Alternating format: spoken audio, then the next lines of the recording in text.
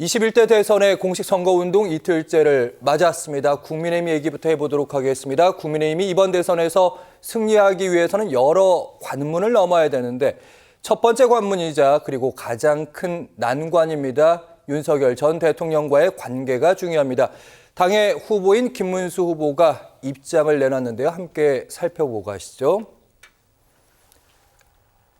어제 있었던 뉴스 질문을 합니다. 김용태 비대위원장이 계엄에 대해서 사과를 했는데 당의 후보도 김문수 후보도 사과할 의향이 있는가? 계엄으로 고통을 겪고 있는 국민들에게 죄송스럽게 생각을 한다. 예비 후보 시절에도 사실은 사과한 적은 있습니다만 당의 대선 후보로서 사과를 처음으로 공식적으로 했고요. 당시에 비상계엄 국무회의에 참석하진 않았지만 만약 갔더라도 나는 찬성했을 것이다. 이렇게 입장을 밝혔습니다. 일단 당에서는 계엄과 반탄핵에 대해서 사과하라.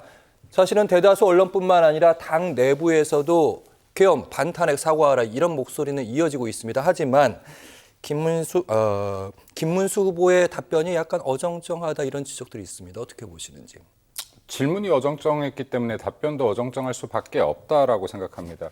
먼저 사과의 범위가 어디인지 어떤 것에 대해서 사과를 하라고 하는 것인지 명확치는 않지만 제가 볼 때는 김문수 후보가 국민들께 사과한 것은 계엄이란 행위에 대한 사과보다도 계엄이 발생하게 된 여와 야의 정치적 갈등과 그리고 이로 인해서 국민들이 계속해서 피곤을 느끼고 있는 정치 현실에 대한 사과로 보는 것이 좀 더 바람직하지 않겠나라고 개인적으로 생각합니다.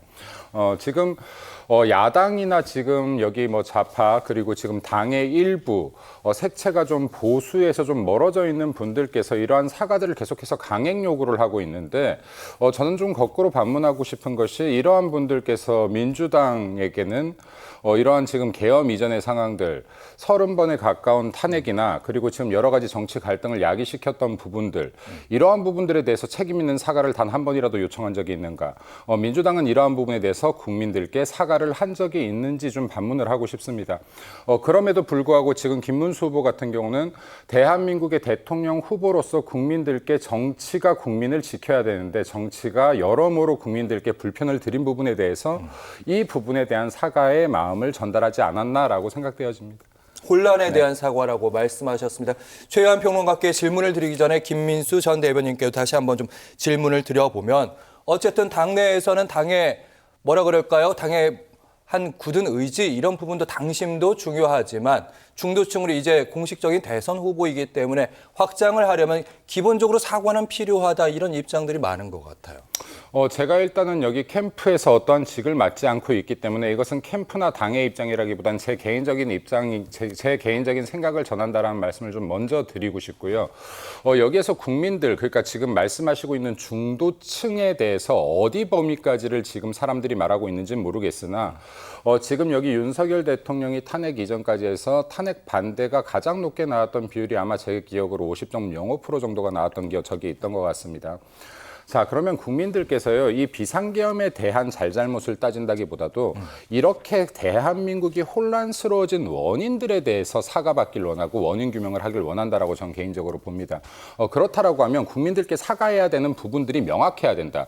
비상계엄 행위에 대해서 사과할 것인지 아니면 정치의 혼란을 통해서 지금 국민들께서 이렇게 혼란을 겪게 만들고 조기 대선이 일어나게 만들고 또 이렇게 여러 차례 큰 국비를 들여서 선거를 치르게 만드는 것에 대해서 사과를 할 것인지 또 이렇게 지금 대한민국의 지도자의 부재 상황을 통해서 미국의 간세 전쟁이라든가 이러한 부분에 적절한 대응을 하지 못하고 있는 이 현실에 대한 사과를 요청하는 것이 맞는지를 저는 묻고 싶습니다.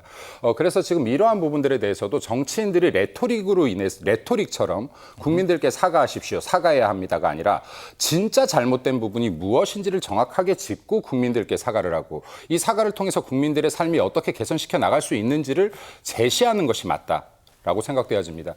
그리고 국민의힘에서도 중도의 마음을 진짜로 사로잡기 위해서는 형식적인 사과가 필요한 것이 아니라 국민들께 앞으로 대한민국에 어떤 비전을 제시할 수 있을 것인지 어떤 발전을 가져올 것인지 그리고 국제 정세와 대한민국 이 정치 상황에 대해서 어떻게 개선함으로써 국민들의 삶을 향상시킬 것인지를 이야기해야지 중도층을 확장할 수 있는 것이다. 단순하게 사과의 형태를 띈다라고 해서 중도 단 한 명도 움직이지 않는다라는 말씀 드리고 싶습니다. 김민수 전 대변인께 네. 좀 곤란하시지만 오늘 한 번 더 네. 추가로 좀 질문을 드려보도록 하겠습니다. 당에서 여러 가지 사과 요구가 있다. 특히 한동훈 개, 친한 개를 중심으로 사과 요구가 이어지고 있는 건 현실입니다. 계엄 자체가 부적절했다 이런 주장들인 건데 아까 김민수 전 대변인께서 어느 부분에 대해 사과를 했는지 정확한 요구를 해달라 이런 말씀을 잠깐 해주긴 하셨는데 그러면 어쨌든 중도 확장은 해야 되니까 그 요구하기 전에 미리 좀 사과를 하면 안 됩니까? 지금처럼 고통을 겪는 국민께 죄송하다 이렇게 짧게 얘기하기는 그 좀 부족하다는 부분에 생각이 대해서는 저 역시도 사과를 했던 것 같고요. 거의 매일 사과하는 것 같습니다. 국민들께. 이런 정치 상황에 대해서 너무나 죄송하다. 그리고 지금 한동훈 개라고 불리는 정치인들께서는요. 정정당당한 결과, 지금 이 경선 결과가 끝났다라고 하면요. 본인들이 지금 주장하는 것이 맞았다라고 하면 선택받았을 거예요. 후보로. 그렇지 않습니까? 당원과 국민으로부터 선택받았을 겁니다. 본인들의 주장이 맞다면. 이건 지금 승복하지 않는 것이나 똑같다. 지금 만약에 본인들이 탈락을 했으면 후보로 결정난 분을 위해서 적극적으로 의견 일치해서 돕는 것이 맞는 것이지 이것은 지금 국민의힘에 소속한 정치인으로서 절대 적법한 그리고 적당한 행위가 아니다라는 말씀드리고 싶습니다. 본인들이 주장이 맞았다라고 하면 본인이 후보가 되셨을 겁니다. 네. 알겠습니다. 이번엔 최현 평론이 바로 반론 드리도록 할까요? 이 의견은 우리 김민수 전 국민의힘 대변인 개인 입장으로 저는 이해하고요. 아까 말씀하셨던 계엄과 관련돼서 사과를 요구하는 게 명확하지 않다라고 이야기하셨는데 제가 정확하게 말씀드리면 민주당이 사과해야 된다는 이야기는 인정할 수 없는 것이 이건 뭐 이재명 대표 스스로도 얘기했으니까 계엄은 헌법과 법률을 위반한 사항입니다. 그러나 국무위원들이라든지 장관들이라든지 이 모든 것들에 대한 탄핵은 지금 헌법과 법률 그 안에 그 헌정 범위 내에서 탄핵을 한 거예요. 그래서 이렇게 된 것이고 그런데 이 상황이 도매금으로 야당이 이랬기 때문에 계엄을 할 수밖에 없었다라든지 야당이 이러했기 때문에 발목 잡기 했기 때문에 이 상황이 이렇게 됐다라고 몰아가기에는 이미 이 조기 대선이라는 것은 윤석열 대통령의 그 12.3 내란 쿠데타라는 이야기와 함께 지금 국회에서 탄핵당하고 헌재에서 파면까지 된 상황입니다. 그렇다고 한다면은 여당이 아니죠. 국민의힘의 대선 후보라고 한다면은 이 상황에 대해서 명확하게 자기 입장을 이야기해야 되는데 명확하게 자기 입장을 이야기하기에는 지금 자신이 과거에 했던 행위도 있고 그렇다고 중도층을 포섭하기 위해서 명확한 입장을 내기도 어렵고 하니까 두루뭉실하게 계엄 자체에 대한 계엄 고통 겪은 국민께 죄송하다라고 두루뭉실하게 넘어간 거예요. 그러니까 아까 레토릭이라고 말씀하셨는데 정치인들은 이렇게 레토릭을 많이 합니다.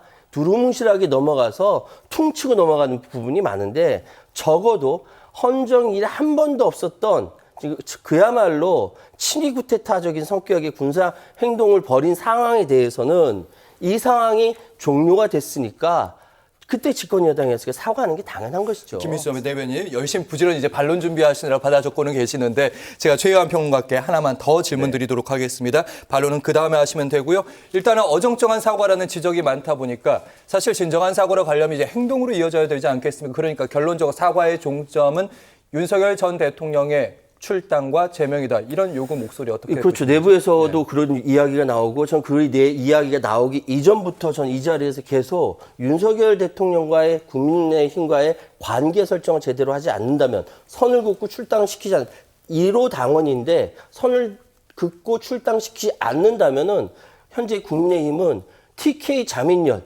내지 지역당으로 소멸할 것이라고 계속 말씀드렸는데 지금 윤석열 대통령이 메시지 낼 때마다 지금 내부에서 난리 나는 이유가 바로 그거죠.